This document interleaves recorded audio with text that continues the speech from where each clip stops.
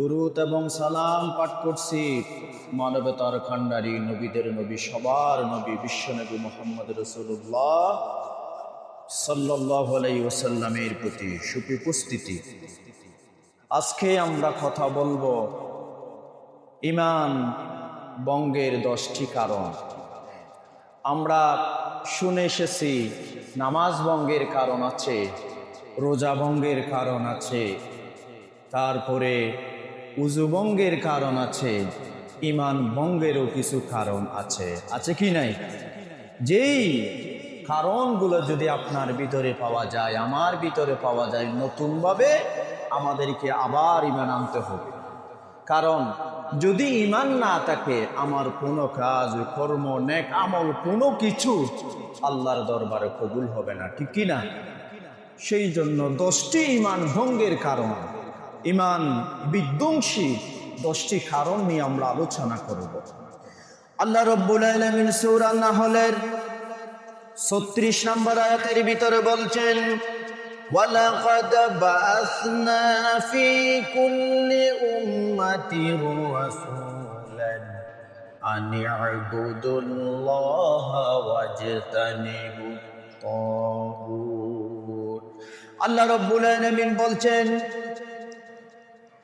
প্রত্যেক জাতির মধ্যে আমি একজন রাসূল পাঠিয়েছি এবং তার মাধ্যমে সবাইকে জানিয়ে দিয়েছি তোমরা আল্লাহর বন্দেগী করো এবং তাগুতের বন্দেগী পরিহার করো। আল্লাহর বন্দেগী করো, তাগুতের বন্দেগী পরিহার করো। এখন যদি বলেন তাগুত কি জিনিস, তাগুত হলো নিজেও মানে না, অপরকে মানতে দেয় না, সুতরাং তারাই হচ্ছে তাগুত। নিজেও আল্লাহর বিধিবিধান মানে না, অপরকে মানতে গেলে বাধা প্রদান করে, তারাই বলে তাগুত। আল্লাহ রাব্বুল আলামিন বলছেন, ফামিনহুম মান হাদাল্লাহু ওয়া মিনহুম মান হাক্কাত আলাইহি দালালাহ।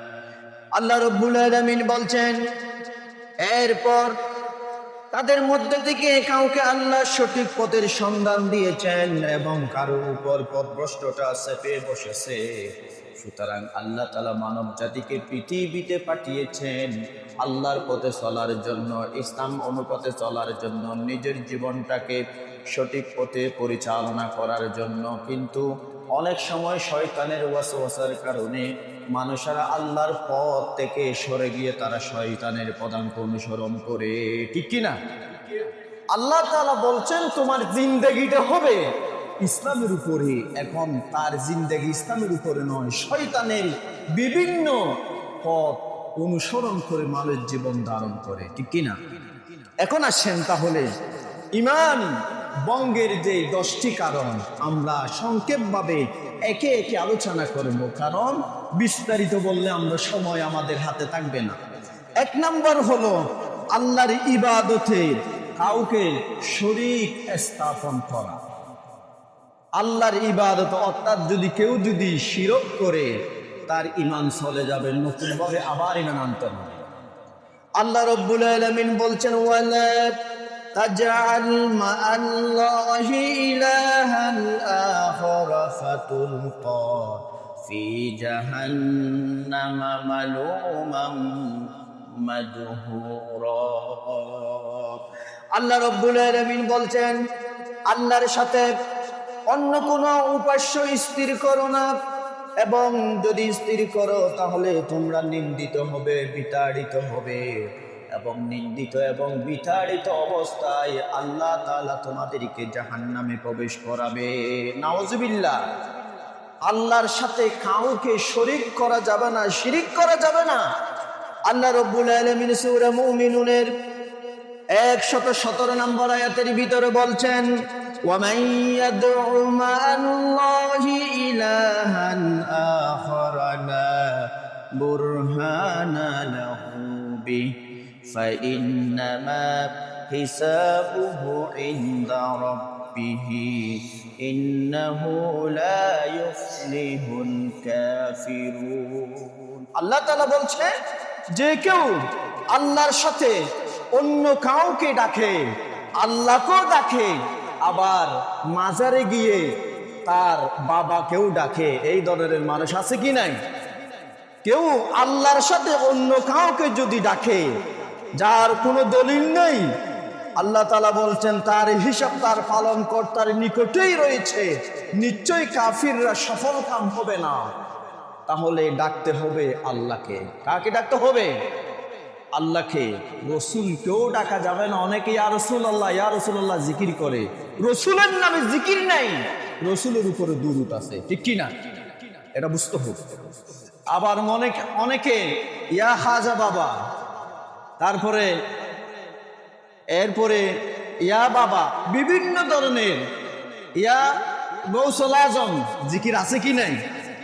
বন্ডমি কিছু আছে না? যেখানে রসুলের নামে ইয়া রাসূলুল্লাহ বলে কোনো জিকির নাই, সেখানে ইয়া খাজা বাবা, ইয়া গৌসুল আজম, এটা তো অনেক দূরের কথা। সুতরাং ডাকতে হবে আল্লাহকে, জিকির হবে একমাত্র আল্লাহর, কোনো মানুষের কোনো সৃষ্টির জিকির হতে পারে না, ঠিক কি না? এই আকীদা পরিষ্কার করতে হবে। ইয়া রাসূলুল্লাহ কোনো জিকির নাই, রসুলের উপরে দুরূদ পাঠ করা ওয়াজিব। রসুলের উপরে দুরূদ পাঠ করা কি ওয়াজিব? রসুলের উপরে দুরূদ পাঠ করতে হবে। আল্লাহুম্মা সাল্লি আলা মুহাম্মাদ ওয়া আলা আলি মুহাম্মাদ কামা সাল্লাইতা আলা ইব্রাহিম ওয়া আলা আলি ইব্রাহিম ইন্নাকা হামিদুম মাজিদ। ইয়া রাসূলুল্লাহ জিকির করা যাবে না? ইয়া খাজা বাবা জিকির করা সম্পূর্ণ শিরক। ইয়া গৌসুল আজম, এই ধরনের জিকির করা শিরক। এই ধরনের শিরক, এই ধরনের জিকির যারা করে তারাও ভণ্ড, আর যারা এই ধরনের শিরক, এই ধরনের জিকিরকে যারা বাধা দেয় না, তারাও আরেক ভণ্ড, ঠিক কি না? সুতরাং জিকির হবে কার নামে? কথা বলে না। জিকির হবে কার নামে? আল্লাহর নামে জিকির হতে হবে। আল্লাহ রাব্বুল আলামিন বলছেন, ওয়া মাইয়াদউ মা'আল্লাহি ইলাহান আখারা লা বুরহানা লাহু বিহ। যে কেউ আল্লাহর নামে, আল্লাহর সাথে অন্য কাউকে উপাস্য হিসেবে ডাকে, যার কোনো দলিল নেই, মন গড়া, আল্লাহর সাথে অন্য কাউকে সাব্যস্ত করে আপনি আল্লাহকে ডাকলেন, আবার বাবার মাজারে গিয়ে একটা গরু দিলেন। আপনি আল্লাহকে ডাকলেন, আবার আপনি একটা মাজারে গিয়ে গরু দিলেন। আপনি মানস করলেন, আল্লাহ আমার যদি ছেলে সন্তান হয়, আমি অমুক মাজারে গিয়ে একটা গরু দেব। এই ধরনের মানুষ করে কি করে না? কথা বলো না। করে কি করে না? এই ধরনের করে। আল্লাহ তুমি যদি আমাকে আমার ব্যবসায় যদি লাভ দাও, আমি এই সমস্যা থেকে যদি আমি উত্তরণ হতে পারি, আমি অমুক বাবার মাজারে গিয়ে একটা গরু জবাই করব, একটা অথবা ছাগল জবাই করব, তাহলে আপনি তো আল্লাহকে বলেন না, আল্লাহ এই কাজটা যদি আমি উদ্ধার হই, তোমার নামে আমি একটা গরু জবাই করে এতিম মিসকিনকে আমি খাওয়াই দেবো। এই চিন্তা তো তোমার আসে নাই, তোমার চিন্তা এসেছে মাজারের চিন্তা। তাহলে এটা হচ্ছে সম্পূর্ণ শিরক ছাড়া আর কিছু হতে পারে না, ঠিক কিনা? আমাদের আকীদাকে পরিষ্কার করতে হবে। সেই জন্য রাসূল বলছে 4 প্রকার ব্যক্তির উপরে আল্লাহ তাআলা লানত বর্ষণ করেছেন। কয় প্রকার ব্যক্তি? 4 প্রকার। আমার নবী বলছেন, লানাল্লাহু মান লানা ওয়ালিদাহু, যেই ব্যক্তি নিজের পিতা মাতাকে অভিশাপ দেয়, ওই ব্যক্তির উপরে আল্লাহর লানত। আমার নবী বলছেন, যেই ব্যক্তি নিজের পিতা মাতাকে অভিশাপ দেয়, আমাদের দেশে সমাজে অনেক মানুষ আছে পিতা মাতাকে অভিশাপ দেয়, আছে কি না? পিতা মাতাকে যারা অভিশাপ দেয়, আমার রাসূল বলেছেন সেই সন্তানের উপরে আল্লাহর লানত।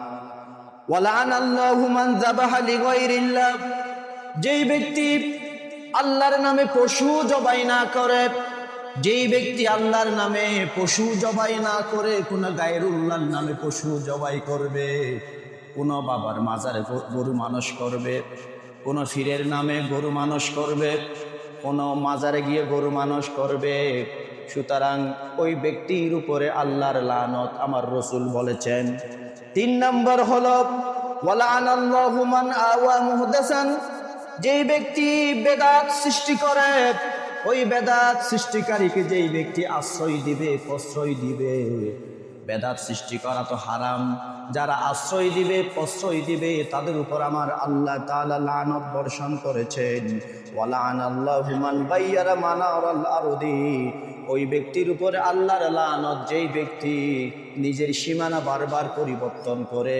আপনার শক্তি আছে, ক্ষমতা আছে, সামর্থ্য আছে, আপনি আপনার সীমানা, যেই গরিব মানুষ তার সীমানাটা বারবার আপনি আস্তে আস্তে আপনার বাউন্ডারি, তার জমিনের মধ্যে আস্তে আস্তে আপনি নিয়ে যাচ্ছেন। আল্লাহ রাসূল বলেছেন ওইসব ব্যক্তিদের উপরে আল্লাহর লানত পড়ে যাবে, নাউজুবিল্লাহ। তাহলে 4 প্রকার ব্যক্তির উপর আল্লাহর লানত। কয় প্রকার? 4 প্রকার। 1 নাম্বার হলো যেই পিতা মাতাকে অভিশাপ দেয়, যে সন্তান পিতা মাতাকে অভিশাপ দেয়। 2 নম্বর যেই আল্লাহর নাম ছাড়া অন্য কারো নামে গরু মানস করে অথবা জবাই করে। 3 নম্বর হলো যেই ব্যক্তি বিদআতকারীকে আশ্রয় দেয়, প্রশ্রয় দেয়। 4 নম্বর হলো যেই নিজের জমির সীমানা বারবার পরিবর্তন করে, অর্থাৎ সীমা লঙ্ঘন করে। এই 4 প্রকার ব্যক্তির উপরে আমার আল্লাহ লানত বর্ষণ করেছেন। জোরে বলেন নাউজুবিল্লাহ। এই অপরাধ থেকে আল্লাহ তাআলা আমাদেরকে বাঁচিয়ে রাখুক। জোরে বলেন আমিন। আমার প্রিয় বন্ধুগণ, নবী বলছেন ওয়া ইযা সাআলতা ফাসআলিল্লাহ, বান্দা তোমার যখন কোনো কিছুর প্রয়োজন হবে, তখন তুমি যখন চাইবে আমি আল্লাহর কাছে চাও। তোমার যা কিছু প্রয়োজন আল্লাহকে বলো, তোমার যা চাওয়ার আছে সব কিছু আল্লাহর কাছে যাও।